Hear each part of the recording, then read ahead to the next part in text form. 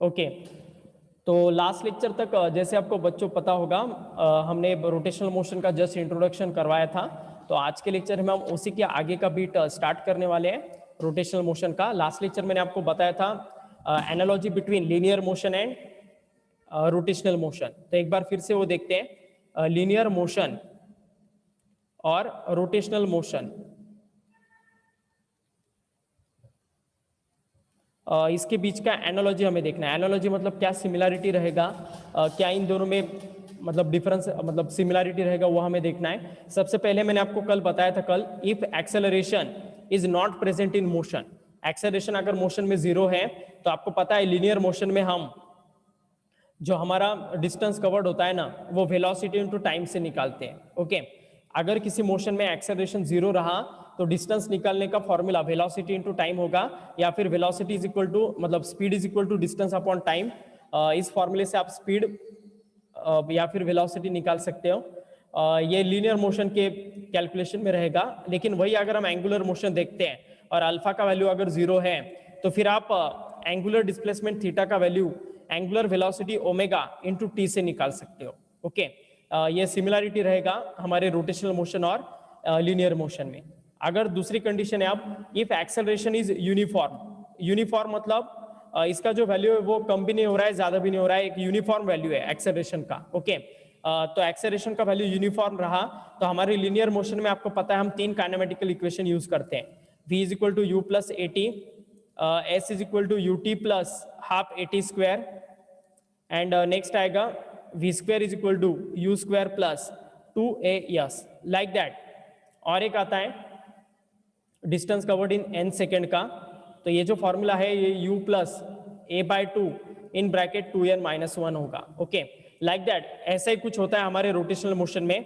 Rotational motion में अगर angular acceleration alpha uniform रहा, एंगुलर एक्सेलरेशन अल्फा अगर यूनिफॉर्म रहा तो फिर एट दैट टाइम v की जगह आप यहाँ पर ओमेगा आएगा, omega is equal to omega not plus alpha into T आएगा। ओके, इसके बाद नेक्स्ट आने वाला है theta is equal to omega naught T plus half into alpha into T square, और लास्ट वाला आएगा omega square is equal to omega not square, omega square is equal to omega not square plus 2 alpha theta.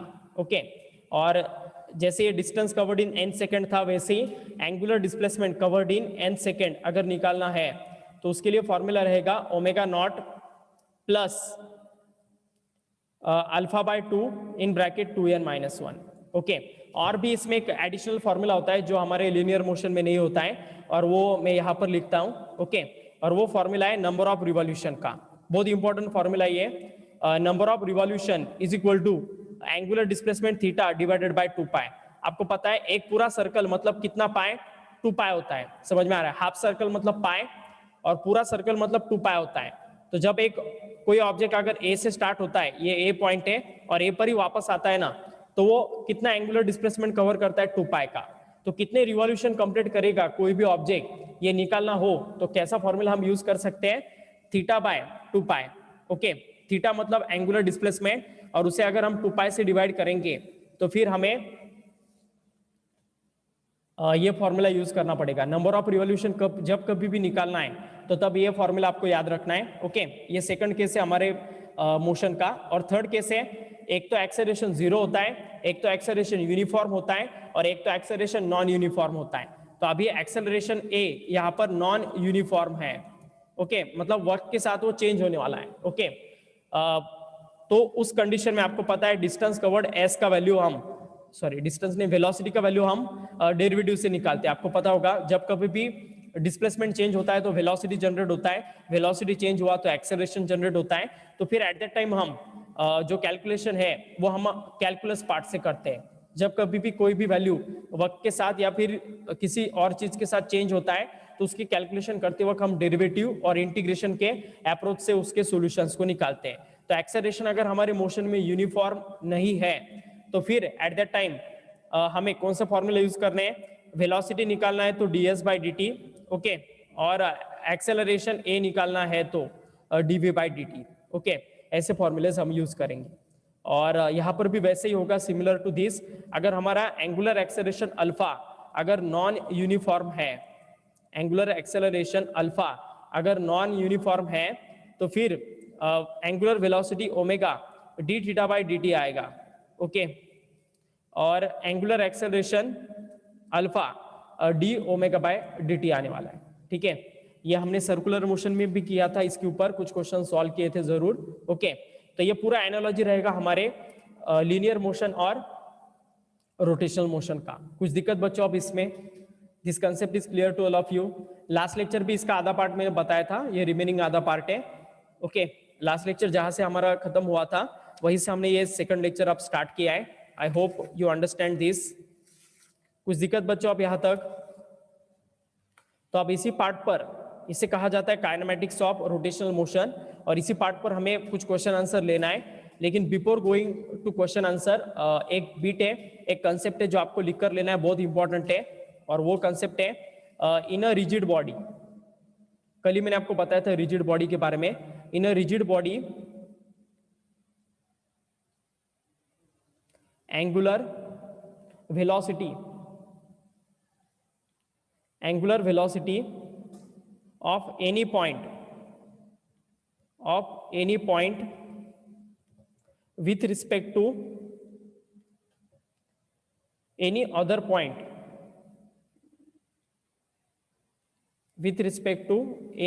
point is constant and is equal to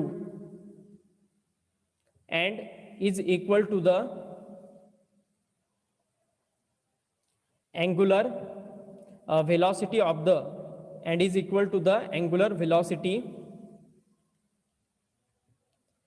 the rigid body।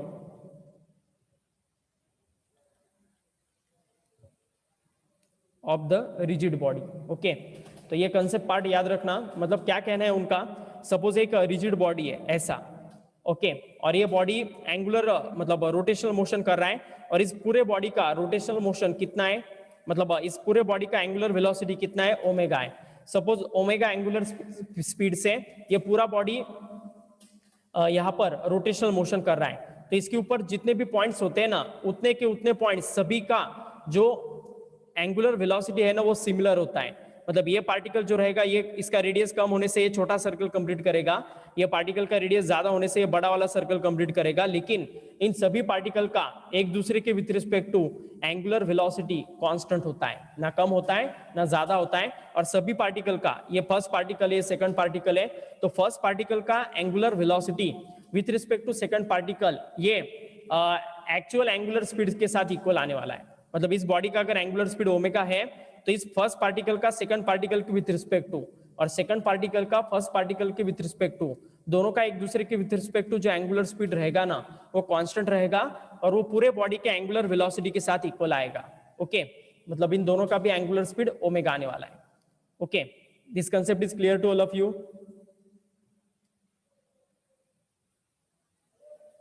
समझ में आ गया? ठीक है, तो अभी इसके ऊपर कुछ क्वेश्चन आंसर हमें लेना है, मैं इसे रफ करता हूं। Now take the question. First question,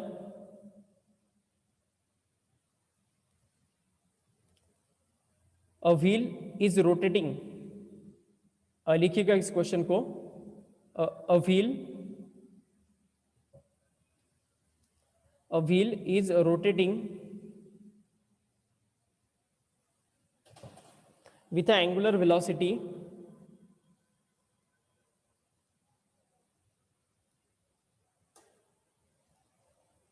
a wheel is rotating with an angular velocity 2 radian per second. It is subjected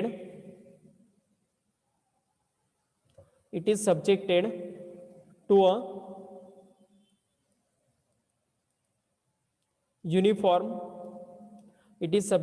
a uniform angular acceleration.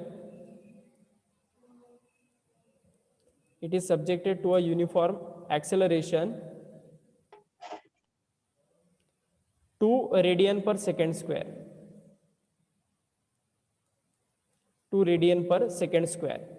अभी दो कैलकुलेशन कर रहे हैं इस क्वेश्चन में। First calculation, what angular velocity, what angular velocity does the wheel acquire,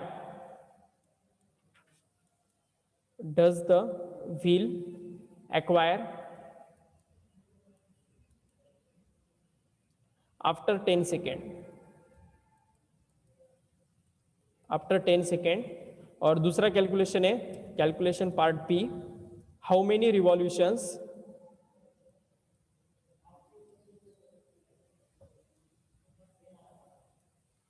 how many revolutions will it make, will it make in this time interval।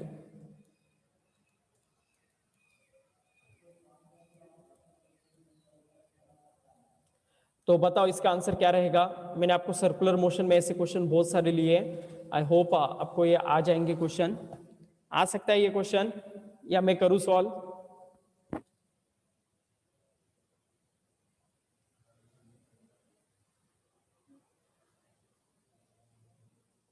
Given data pickup करो, सबसे पहले कलेक्ट करो। देखिएगा क्या कहने हैं उनका, अ wheel is rotating with angular velocity 2 radian पर सेकेंड। तो ये उस व्हील का इनिशियल एंगुलर स्पीड है और वो है 2 रेडियन पर second. It is subjected to a uniform angular acceleration 2 radian पर सेकेंड स्क्वायर। तो अल्फा का वैल्यू भी 2 रेडियन पर सेकेंड स्क्वायर ही दिया है। और क्या कैलकुलेशन करना है, what angular velocity does wheel acquire. Right answer है स्नेहल, आपने सबसे पहले निकाला है। राइट है आपका जो भी आंसर आया है। What angular velocity does the wheel acquire after 10 second. 10 second बाद वो जो व्हील है वो कितना स्पीड एक्वायर करेगा। अगर हमें angular speed after time T अगर निकालना है ना, तो हम ये फॉर्मूला यूज करते हैं, first kinematical equation in our angular motion, और वो आएगा omega is equal to omega not plus alpha into T. Okay, omega मतलब angular speed after time T, omega not मतलब इनिशियल एंगुलर स्पीड। तो initial angular speed omega not का value given था 2 radian पर second, alpha का value 2, और after 10 second हमें निकालना है। तो टाइम यहाँ पर आएगा 10 सेकेंड। तो 10 इंटू 2 20 प्लस 2 कितना आएगा फिर 22 रेडियन पर सेकेंड।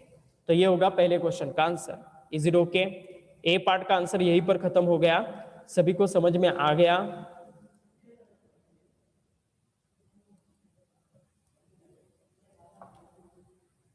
क्या ये सभी को क्लियर हो गया।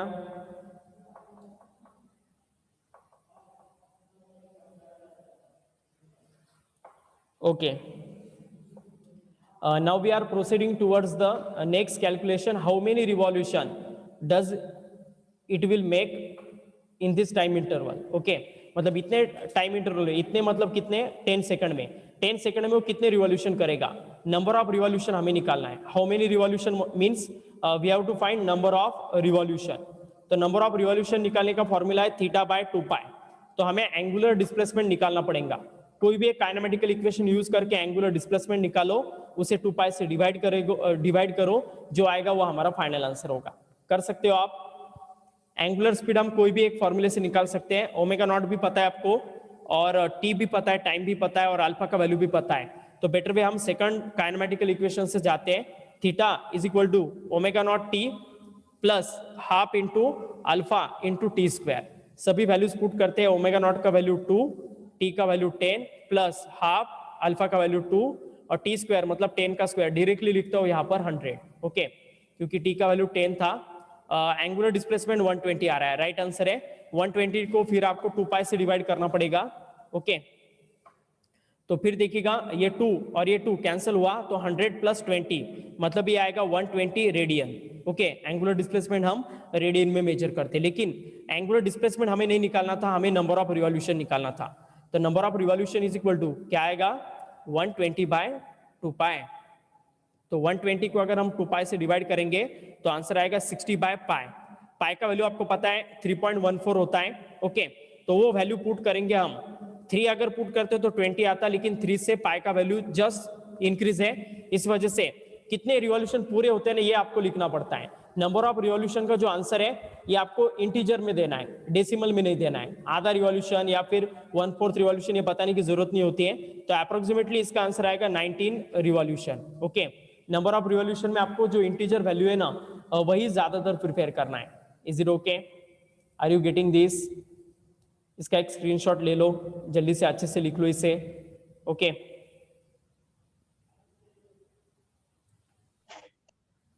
करना इसे रफ, जल्दी से स्क्रीनशॉट ले लो इसे इसका।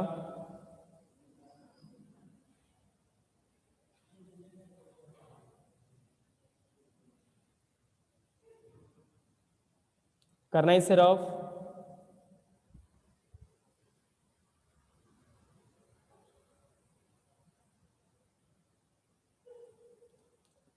ओके, तो मैं अभी इसे रफ कर रहा हूं। Now take next question, question number second. इसे पूरा का पूरा आपको सॉल्व करना है, कुछ भी मैं हिंट नहीं देने वाला हूं, सभी आंसर्स आपको निकालने। अ fly wheel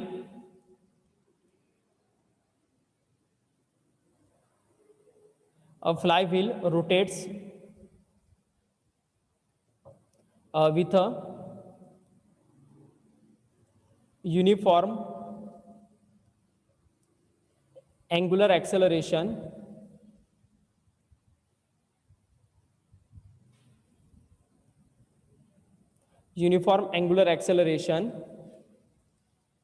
its angular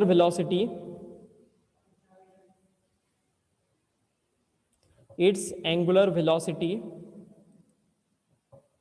increases from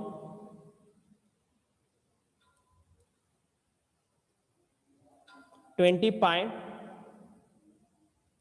radian per second to 40 pi radian per second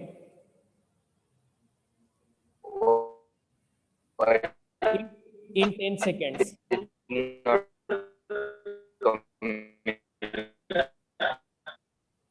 mic off कर sir.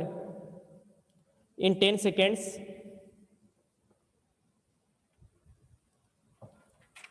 how many revolution did it undergo in this period? How many revolutions did it undergo in this period?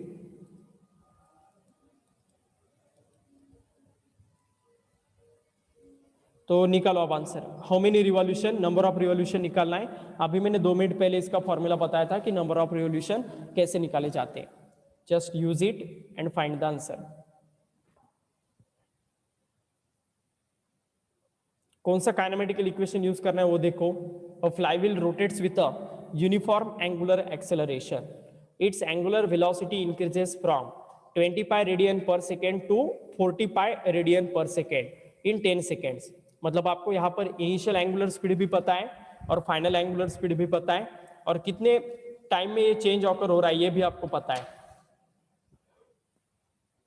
Just सबसे पहले alpha निकालो, alpha निकालकर कोई भी एक kinematical equation में उसका वैल्यू पुट करके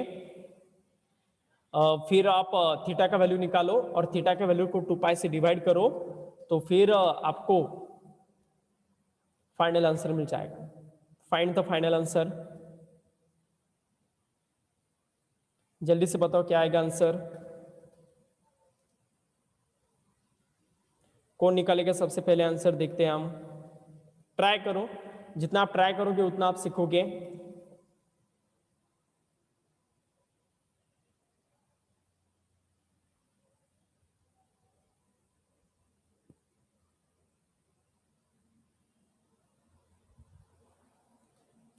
फाइनल आंसर बताओ मुझे।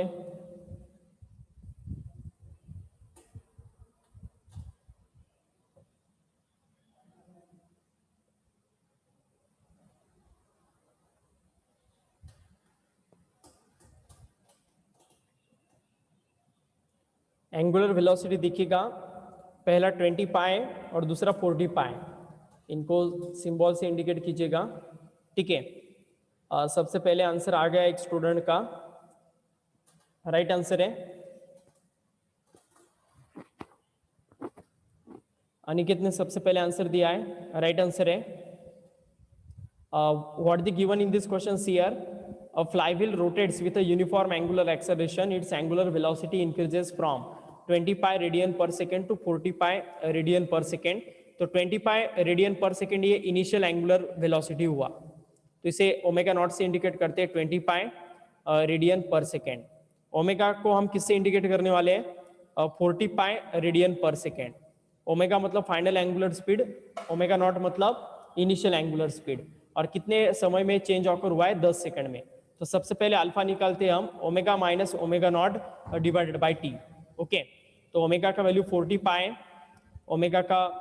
ओमेगा नॉट का वैल्यू 20 पाए और डिवाइडेड बाई 10। तो फिर क्या आने वाला है देखिएगा आप यहाँ पर, 20 पाए, 40 पाए में से 20 पाए चला गया तो 20 पाए आएगा ऊपर, और नीचे आने वाला है 10 पाए, सॉरी 10। तो 20 बाई 10 मतलब ये 2 आएगा, तो 2 पाई रेडियन पर सेकेंड स्क्वायर, ये होगा अल्फा का वैल्यू एंगुलर एक्सेलरेशन का। अभी हमें थीटा का वैल्यू निकालना है, तो आइदर बाय यूजिंग सेकंड या फिर थर्ड, आप कोई भी फॉर्मूला यूज करके फाइनल आंसर निकाल सकते हो। ओके, साक्षी एक बार चेक करो, 150 by pi just small change है उसमें, थोड़ा सा गलत हुआ है आपका, देखिएगा एक बार। तो हम थीटा का वैल्यू निकालते हैं, तो थीटा का वैल्यू हम by using third kinematical equation भी निकाल सकते हैं। यहाँ पर कोई भी इक्वेशन यूज करो, आइदर बाय यूजिंग सेकंड और बाय यूजिंग थर्ड। ओके, तो हम थर्ड यूज करते हैं यहाँ पर, omega square is equal to omega not square plus 2 alpha into theta. Okay, तो फिर थीटा का वैल्यू कैसे आएगा, ये ओमेगा नॉट स्क्वायर उधर जाके माइनस होगा और ये 2 अल्फा से उसे डिवाइड करना पड़ेगा। तो थीटा का फॉर्मूला आएगा omega square minus omega naught square divided by 2 alpha. Okay, तो ऐसा आएगा। ओके, राइट आंसर है वैष्णवी आपका। ओमेगा स्क्वायर, ओमेगा का वैल्यू कितना आ गया बच्चों, कितना है 40, तो 40 पाई का whole square, 40 pi whole square minus 20 pi whole square divided by 2 into alpha का वैल्यू कितना है 2 पाई, तो ये 2 इंटू 2 पाई होगा, ऐसा आएगा। तो 40 पाई का होल स्क्वायर कितना होगा 1600 पाई स्क्वायर माइनस 20 पाई का होल स्क्वायर मतलब 400 पाई स्क्वायर डिवाइडेड बाय 4 पाई। ठीक है, तो 1600 में से 400 चला गया तो 1200 पाई स्क्वायर बचेगा, तो 1200 पाई स्क्वायर डिवाइडेड बाय 4 पाई। तो पाई और ये पाई स्क्वायर का एक पाई कैंसल, 1200 बाय 4 मतलब फाइनल आंसर आएगा थीटा का 300 पाई। ओके, 300 पाई आंसर आने वाला है। आदित्य माइक ऑफ करो, ऑन मत करो। ठीक है, तो थीटा का वैल्यू 300 पाई आने वाला है, और एक बार थीटा का वैल्यू आ गया तो नंबर ऑफ रिवॉल्यूशन निकालना कुछ बड़ी बात नहीं है। Number of revolution is equal to theta by 2 pi रहेगा, तो थीटा का वैल्यू यहाँ पर आने वाला है 300 पाई, और 300 पाई को 2 पाई से अगर हम डिवाइड करेंगे, पाई पाई कैंसल, और 300 बाय 2 मतलब 150, ये आएगा हमारा final answer. Okay, so number of revolution is equal to 150, ये रहने वाला है हमारा final answer. Okay, I hope you understand this question. किसी को कुछ दिक्कत इसमें आ गया समझ में?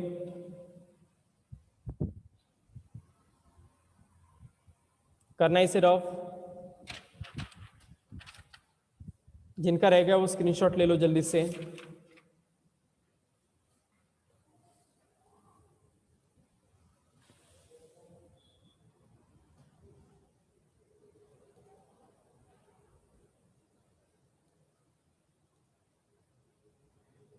ठीक है, now take third question.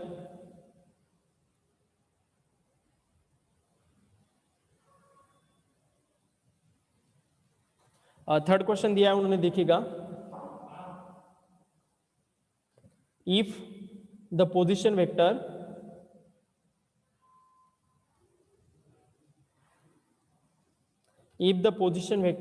r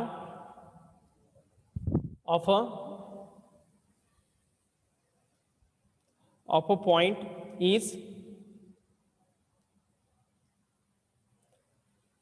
if position vector of a r of a point is I cap plus 2j cap plus 3k cap metre and its angular velocity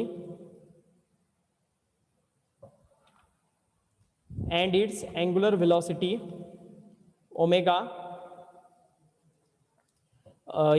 is omega का वैल्यू दिया है I cap minus J cap plus K cap radian पर second. then find velocity of the particle, linear velocity of the particle. then find linear velocity of particle. तो linear velocity कैसे बताओ मुझे आप. Linear velocity v, angular velocity omega और position vector r, इन तीनों में क्या रिलेशन है? Which is the relation among them? In vector form बताओ, क्योंकि ये वेक्टर फॉर्म में दिए आपको, तो आपको रिलेशन भी वेक्टर फॉर्म में यूज करना पड़ेगा. In vector form it is not equal to r omega. Tell me the answer of this question. Exact answer बताओ मुझे. वेक्टर फॉर्म में v is equal to r cross omega, ये wrong है. v is equal to omega cross r होगा. Okay, vector form में sequence बहुत matter करता है, तो ये सही फॉर्म है. v is equal to vector omega cross product है इन दोनों के बीच का. तो बोलो आप मुझे क्रॉस प्रोडक्ट निकाल सकते हो इसका आंसर. पोजीशन वेक्टर r का वैल्यू कितना दिया है उन्होंने? I cap plus 2j cap plus 3k cap, और एंगुलर वेलोसिटी ओमेगा का वैल्यू कितना दिया है? I cap minus J cap plus K cap. तो अभी ये दोनों वैल्यूज पुट करके लीनियर वेलोसिटी का वैल्यू आपको निकालना है. लीनियर वेलोसिटी क्रॉस प्रोडक्ट है एंगुलर वेलोसिटी ओमेगा और पोजीशन वेक्टर r का. तो क्रॉस प्रोडक्ट आई होप आपको सभी को पता है कैसे निकाला जाता है. डिटर्मिनेंट से आई कैप, जे कैप और के कैप यहाँ पर लिखना पड़ेगा. सबसे पहले कोएफिशिएंट आपको ओमेगा के लिखने पड़ेंगे. ओके, सबसे पहले ये लेक्चर आपको ठीक है. एक स्टूडेंट ने आंसर भी निकाला है. गलत हुआ है, एक बार दिखेगा. समर्थ, एक बार दिखेगा, कुछ थोड़ा गलत हुआ है आपका आंसर. तो सबसे पहले ओमेगा के कोएफिशिएंट लिखने पड़ेंगे. ओमेगा के कोएफिशिएंट कितने हैं? 1 -1 1. ओके, 1 -1 1 है. ठीक है. आप वैष्णवी, आपका भी गलत हुआ है, एक बार चेक करो क्या आपने वेक्टर ही लिखा है. I cap minus 2j cap, एक बार मैं चेक करता हूं. ठीक है, नहीं, कोएफिशिएंट सभी प्लस है. I cap plus 2j cap plus 3k cap. तो देखिएगा ओमेगा का कोएफिशिएंट है 1 -1 और 1 रहेगा, और r के कोएफिशिएंट है 1 2 एंड 3. ओके, तो फिर देखिएगा आई कैप इन ब्रैकेट आने वाला है -3 -2. ओके, माइनस जे कैप और ब्रैकेट में आने वाला है 3 -1 प्लस के कैप और ब्रैकेट में आने वाला है 2 माइनस ऑफ -1. ओके, ऐसा आने वाला है. तो अब देखिएगा -3 -2 -5, तो -5 I cap, 3 -1 2 into -2 J cap और प्लस 2 + 1 मतलब 3 के कैप. ओके, तो ऐसा आने वाला है. तो ये रहेगा final answer. Okay, -5 I cap -2 J cap plus 3 K cap metre पर सेकेंड, ये होगा फाइनल आंसर. ओके, तो remaining part we will take in next lecture. Right this.